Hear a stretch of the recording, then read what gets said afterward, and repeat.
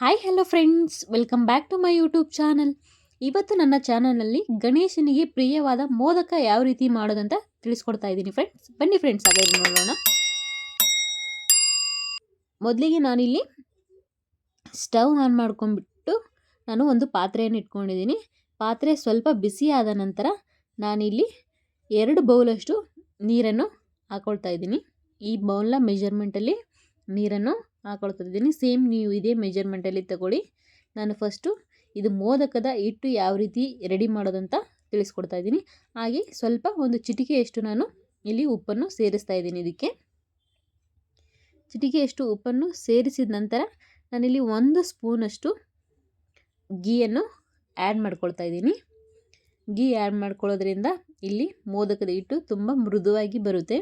ಅದಕ್ಕೋಸ್ಕರ ನಾವು ಇಲ್ಲಿ 1 ಸ್ಪೂನಷ್ಟು ತುಪ್ಪವನ್ನು ಆ್ಯಡ್ ಮಾಡ್ಕೊಳ್ಬೇಕು. ತುಪ್ಪವನ್ನು ಆ್ಯಡ್ ಮಾಡ್ಕೊಂಡ ನಂತರ ನಾನು 1 ಸ್ಪೂನಷ್ಟು ಇಲ್ಲಿ ಅಕ್ಕಿ ಹಿಟ್ಟನ್ನು ಇವಾಗ ನಾನು ಹಾಕೊಂಡ್ಬಿಟ್ಟು ಚೆನ್ನಾಗಿ 1 ಸ್ಪೂನಿಂದ ಮಿಕ್ಸ್ ಮಾಡ್ಕೊಳ್ತಾ ಇದ್ದೀನಿ. ಮೊದಲೇ ನಾವು 1 ಸ್ಪೂನಷ್ಟು ಅಕ್ಕಿ ಹಿಟ್ಟನ್ನು ನೀರಿನಲ್ಲಿ ಬೆರೆಸ್ಕೊಳ್ಳೋದ್ರಿಂದ ನಾವು ಆಮೇಲೆ ಹಾಕ್ಕೊಳ್ಳುವ ಹಿಟ್ಟು ಯಾವುದೇ ರೀತಿ ಗಂಟಾಗೋದಿಲ್ಲ. ಇದಾಗಿದ ನಂತರ ಸ್ವಲ್ಪ ನೀರು ಕುದಿ ಬಂದ ನಂತರ ನಾನು ಇಲ್ಲಿ 1 ಬೌಲಷ್ಟು ಹಿಟ್ಟನ್ನು ನಿಧಾನವಾಗಿ ಸ್ಪೂನ್ನ ಸಹಾಯದಿಂದ ಹಾಕ್ಕೊಳ್ತಾ ನಾನು ಇವಾಗ ಚೆನ್ನಾಗಿ ಮಿಕ್ಸ್ ಮಾಡ್ಕೊಳ್ತಾ ಇದ್ದೀನಿ. ಈ ರೀತಿಯಾಗಿ ಕೈ ಬಿಡದಂತೆ ನಾವು ಚೆನ್ನಾಗಿ ಮಿಕ್ಸ್ ಮಾಡ್ಕೋಬೇಕು. ಮಿಕ್ಸ್ ಮಾಡ್ಕೊಂಡಾಗ ಯಾವುದೇ ಗಂಟು ರೀತಿ ಆಗೋದಿಲ್ಲ. ಹಿಟ್ಟು ತುಂಬ ಮೃದುವಾಗಿ ಬರುತ್ತೆ. ಇಲ್ಲಿ ಮೋದಕ ಮಾಡುವಾಗ ನಾವು ಹಿಟ್ಟನ್ನು ಯಾವ ರೀತಿ ಮಾಡ್ಕೊಳ್ತೀವಿ ಅನ್ನೋದು ತುಂಬ ಇಂಪಾರ್ಟೆಂಟ್ ಆಗುತ್ತೆ. ಅದಕ್ಕೋಸ್ಕರ ನೋಡಿ, ಇವಾಗ ಹಿಟ್ಟು ರೆಡಿ ಆಯಿತು. ನಾನಿದು ಒಂದು ಪ್ಲೇಟಿಗೆ ಹಾಕ್ಕೊಳ್ತಾ ಇದ್ದೀನಿ. ನೋಡಿ, ಈ ರೀತಿಯಾಗಿ ನಾವು ಕಂಪ್ಲೀಟಾಗಿ ಎಲ್ಲವನ್ನು ಒಂದು ಪ್ಲೇಟಿಗೆ ಹಾಕ್ಕೊಳ್ಬೇಕು. ಇದು ಸ್ವಲ್ಪ ನಾವು ತಣ್ಣಗಾಗೋದಕ್ಕೆ ಬಿಡಬೇಕು. ಸ್ವಲ್ಪ ತಣ್ಣಗಾದ ನಂತರ ನಾನು ಇವಾಗ ಹಿಟ್ಟನ್ನು ಚೆನ್ನಾಗಿ ನಾದ್ಕೊಳ್ತಾ ಇದ್ದೀನಿ. ನೋಡಿ, ಈ ರೀತಿಯಾಗಿ ಕೈಗೆ ಸ್ವಲ್ಪ ನೀರನ್ನು ಹಚ್ಕೊಂಡ್ಬಿಟ್ಟು ನೀವು ನೀಟಾಗಿ ಹಿಟ್ಟನ್ನು ಚೆನ್ನಾಗಿ ಮೆತ್ತಗಾಗುವಂತೆ ನಾದ್ಕೊಳ್ಳಿ. ನಾದ್ಕೊಳ್ಳೋದ್ರಿಂದ ನಾವು ಮೋದಕ ಮಾಡುವಾಗ ಯಾವುದೇ ಬಿರುಕು ಬರುವುದಿಲ್ಲ. ಹಿಟ್ಟು ತುಂಬ ಸ್ಮೂತಾಗಿ ಬರುತ್ತೆ. ಅದಕ್ಕೋಸ್ಕರ ನಾವು ಹಿಟ್ಟನ್ನು ನೀಟಾಗಿ ಮಾಡ್ಕೋಬೇಕು. ಈ ರೀತಿಯಾಗಿ ನಾನು ಕಂಪ್ಲೀಟಾಗಿ ನಾದ್ಕೊಂಡ್ಮೇಲೆ ಉಂಡೆಯ ರೂಪದಲ್ಲಿ ಹಿಟ್ಟನ್ನು ಮಾಡ್ಕೊಂಡ್ಬಿಟ್ಟು ನಾನಿವಾಗ ಒಂದು ಒದ್ದೆ ಬಟ್ಟೆಯನ್ನು ಮೇಲೆ ಹಾಕ್ಕೊಂಡ್ಬಿಟ್ಟು ಸ್ವಲ್ಪ ಹಿಟ್ಟು ನೆನೆಯೋದಕ್ಕೆ ಬಿಡ್ತಾ ಇದ್ದೀನಿ. ಹಿಟ್ಟು ನೆನೆಯುವಷ್ಟರಲ್ಲಿ ನಾವು ಇಲ್ಲಿ ಇವಾಗ ಹೂರಣನ ಯಾವ ರೀತಿ ಮಾಡ್ಕೋಬೇಕು ಮೋದಕಗೆ ಅಂತೇಳಿಬಿಟ್ಟು ತೋರಿಸ್ತಾ ಇದ್ದೀನಿ. ನೋಡಿ, ನಾನು ಮೊದಲಿಲ್ಲಿ 1 ಕಪ್ನಷ್ಟು ಬೆಲ್ಲವನ್ನು ತೆಗೆದುಕೊಳ್ತಾ ಇದ್ದೀನಿ. ಈ ಬೆಲ್ಲಕ್ಕೆ ನೀವು ಸ್ವಲ್ಪನೇ ಬೆಲ್ಲ ಮುಳುಗುವಷ್ಟು ಮಾತ್ರ ನೀರನ್ನು ಹಾಕ್ಕೊಂಡ್ಬಿಟ್ಟು ಚೆನ್ನಾಗಿ ಬೆಲ್ಲವನ್ನು ಕರಗಿಸ್ಕೊಳ್ಬೇಕು. ಮೊದಲೇ ನಾವು ಇಲ್ಲಿ ಎಲ್ಲ ಬೆಲ್ಲವನ್ನು ಕರಗಿಸ್ಕೊಂಡು ಸೋಸ್ಕೊಳ್ಬೇಕು. ನಾವು ಸೋಸ್ಕೊಳ್ಳೋದ್ರಿಂದ ಇಲ್ಲಿ ಎಲ್ಲನೂ ಕಸ ಅಥವಾ ಯಾವುದೇ ಇರಲಿ ಬೆಲ್ಲದಲ್ಲಿ ಕಲ್ಮಶ ಅದೆಲ್ಲ ನಾವು ನೀಟಾಗಿ ಫಿಲ್ಟ್ರ್ ಮಾಡಿಕೊಂಡು ಹೊರ ತೆಗಿಬೇಕು. ಅದಕ್ಕೋಸ್ಕರ ನಾವು ಮೊದಲು ಇಲ್ಲಿ ಬೆಲ್ಲವನ್ನು ನೀಟಾಗಿ ಕರಗಿಸ್ಕೊಳ್ಬೇಕು. ನೋಡಿ, ಇವಾಗ ಕಂಪ್ಲೀಟಾಗಿ ಬೆಲ್ಲ ಕರಗಿದೆ. ನಾನಿವಾಗ ಇದನ್ನು ಫಿಲ್ಟ್ರ್ ಮಾಡ್ಕೊತಾ ಇದ್ದೀನಿ. ನೀಟಾಗಿ ನಾನು ಇನ್ನೊಂದು ಪಾತ್ರೆಗೆ ಇಲ್ಲಿ ಫಿಲ್ಟ್ರ್ ಮಾಡ್ಕೊತಾ ಇದ್ದೀನಿ ಬೆಲ್ಲವನ್ನು.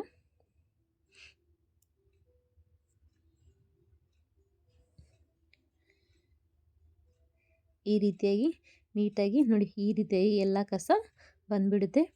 ಇವಾಗ ಫಿಲ್ಟ್ರ್ ಮಾಡ್ಕೊಂಡ ನಂತರ ಇದನ್ನು ಚೆನ್ನಾಗಿ ನಾವು ಪಾಕ ಥರ ಮಾಡ್ಕೊಳ್ಬೇಕು.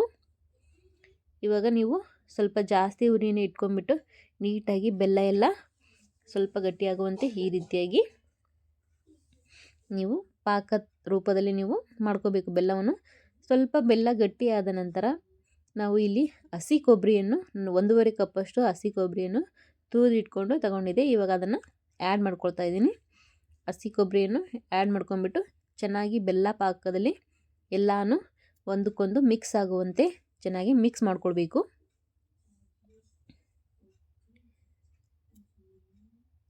ನೋಡಿ, ಈ ರೀತಿಯಾಗಿ ಕಂಪ್ಲೀಟಾಗಿ ಮಿಕ್ಸ್ ಮಾಡಿಕೊಂಡು ನಂತರ ಸ್ವಲ್ಪ ನಾನು ಇಲ್ಲಿ ಏಲಕ್ಕಿಯನ್ನು ಕುಟ್ಬಿಟ್ಟು ಹಾಕ್ಕೊಳ್ತಾ ಇದ್ದೀನಿ.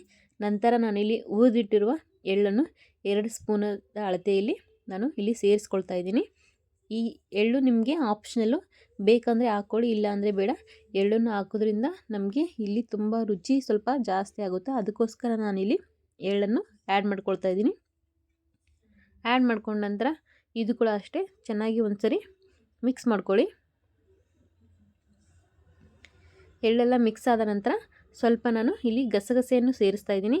ಇದನ್ನು ಕೂಡ ಅಷ್ಟೇ ನಾನು ಸ್ವಲ್ಪ ಮೀಡಿಯಮ್ ಉರಿಯಲ್ಲಿ ಹುರಿದಿಟ್ಕೊಂಡು ಆ್ಯಡ್ ಮಾಡ್ಕೊಳ್ತಾ ಇದ್ದೀನಿ.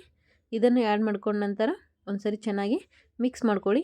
ಇವಾಗ ನೀರಿನ ಅಂಶ ಎಲ್ಲ ಇದೆಯಲ್ಲ, ಅದು ಕೂಡ ಸ್ವಲ್ಪ ಕಡಿಮೆ ಆಗುವಂತೆ ನಾವು ಸ್ವಲ್ಪ ಕಡಿಮೆ ಉರಿಯಲ್ಲಿ ಎಲ್ಲ ಹೂರಣವನ್ನು ಚೆನ್ನಾಗಿ ಮಿಕ್ಸ್ ಮಾಡ್ಕೊಳ್ಬೇಕು.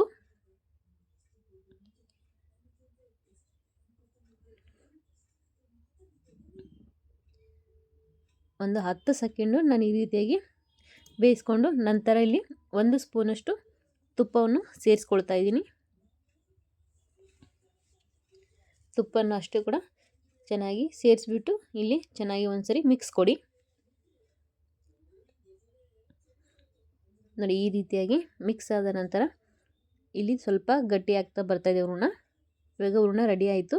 ನಂತರ ನಾವಿಲ್ಲಿ ನೆನೆಸಿಟ್ಕೊಂಡಿದ್ವಲ್ಲ ಹಿಟ್ಟು, ಅದನ್ನು ಇವಾಗ ನಾನು ತೆಗೆದ್ಬಿಟ್ಟು ನೋಡಿ ಈ ರೀತಿಯಾಗಿ ಮೆತ್ತಗೆ ತುಂಬ ಚೆನ್ನಾಗಿ ನೆಂದಿದೆ ಹಿಟ್ಟು. ಇವಾಗ ಈ ಹಿಟ್ಟನ್ನು ನಾನು ಸ್ವಲ್ಪನೇ ತೆಗೆದ್ಬಿಟ್ಟು ಎಲ್ಲ ಚಿಕ್ಕ ಚಿಕ್ಕ ರೂಪದಲ್ಲಿ ಉಂಡೆಗಳನ್ನಾಗಿ ಮಾಡ್ಕೊಳ್ತಾ ಇದ್ದೀನಿ. ಒಂದು ನಿಂಬೆಹಣ್ಣು ಗಾತ್ರದಷ್ಟು ನಾನು ಉಂಡೆಯಲ್ಲಿ ಮಾಡ್ಕೊಳ್ತಾ ಇದ್ದೀನಿ. ನೋಡಿ ಈ ರೀತಿಯಾಗಿ ಎಲ್ಲ ಹಿಟ್ಟನ್ನು ನಾನು ಕಂಪ್ಲೀಟಾಗಿ ಒಂದೊಂದಾಗಿ ಮಾಡ್ಕೊಂಡಿದ್ದೀನಿ. ನೋಡಿ ಈ ಪ್ಲೇಟಲ್ಲಿ ನೋಡಿ ಇವಾಗ ನಾನು ಹೂರಣನ ಮತ್ತು ಹಿಟ್ಟನ್ನು ಎರಡನ್ನೂ ಸೇರಿಸ್ಬಿಟ್ಟು ನಾನು ಚೆನ್ನಾಗಿ ಉಂಡೆಯನ್ನು ಮಾಡ್ಕೊಂಡು ಇಟ್ಕೊಂಡಿದ್ದೀನಿ. ನಂತರ ಇವಾಗ ಮೋದಕದ ಮೋಲ್ಡನ್ನು ನೋಡಿ ಈ ರೀತಿಯಾಗಿ ಮೋದಕದ ಮೋಲ್ಡ್ ಇರುತ್ತೆ. ಇದು ನಾರ್ಮಲಾಗಿ ಎಲ್ಲ ಶಾಪಲ್ಲಿ ಸಿಗುತ್ತೆ. ಈ ರೀತಿಯಾಗಿ ನಾವು ಮೋದಕದ ಮೋಲ್ಡ್ಗಳಿಂದ ನಾವು ಈಸಿಯಾಗಿ ಮೋದಕವನ್ನು ಮಾಡ್ಕೊಬೋದು. ತುಂಬ ಚೆನ್ನಾಗಿ ಕೂಡ ಬರುತ್ತೆ. ಇವಾಗ ನಾವು ಈ ಮೋಲ್ಡ್ಗೆ ನಾವು ಸ್ವಲ್ಪ ಎಣ್ಣೆಯನ್ನು ಹಚ್ಕೊಳ್ಬೇಕು. ಎಣ್ಣೆ ಅಥವಾ ಸ್ವಲ್ಪ ತುಪ್ಪವನ್ನು ಹಚ್ಕೊಳ್ಳಿ. ಈ ರೀತಿಯಾಗಿ ಹಚ್ಕೊಂಡ ನಂತರ ನಾವು ಉಂಡೆಯನ್ನು ಮಾಡ್ಕೊಂಡಿರುವ ಅಕ್ಕಿ ಹಿಟ್ಟನ್ನು ಸ್ವಲ್ಪ ಕೈಯಿಂದನೇ ನಾವು ಸ್ವಲ್ಪ ತೆಳ್ಳಗೆ ನಾವು ಈ ರೀತಿಯಾಗಿ ಮಾಡ್ಕೊಳ್ಬೇಕು. ಕೈಯಿಂದನೇ ಈ ರೀತಿಯಾಗಿ ಮಾಡ್ಕೊಳ್ಳಿ. ಮಾಡ್ಕೊಂಡ ನಂತರ ನಾವು ಇವಾಗ ಈ ಮೋಲ್ಡನ್ನು ತೆಗೆದುಕೊಂಡು ಕಂಪ್ಲೀಟಾಗಿ ಇದನ್ನು ನಾವು ಫಸ್ಟು ಕ್ಲೋಸ್ ಮಾಡ್ಕೋಬೇಕು. ನೋಡಿ ಈ ರೀತಿಯಾಗಿ ಕ್ಲೋಸ್ ಮಾಡ್ಕೊಂಬಿಟ್ಟು ನಂತರ ನಾವು ಆ ಎಲೆಯನ್ನು ಮಾತ್ರ ಇಟ್ಕೋಬೋದು, ಇಲ್ಲಾಂದರೆ ನಾವು ಉಂಡೆಯನ್ನು ನೋಡಿ ಈ ರೀತಿಯಾಗಿಯೇ ಸೇರಿಸ್ಕೊಂಬಿಟ್ಟು ನಾವು ಚೆನ್ನಾಗಿ ಎಲ್ಲನೂ ಮೋಲ್ಡ್ ಒಳಗೆ ಶೇಪ್ ಬರುವಂತೆ ಈ ರೀತಿಯಾಗಿ ಹಿಟ್ಟನ್ನು ಎಲ್ಲದಕ್ಕೆ ಅಂಟಿಸ್ಕೊಳ್ಬೇಕು.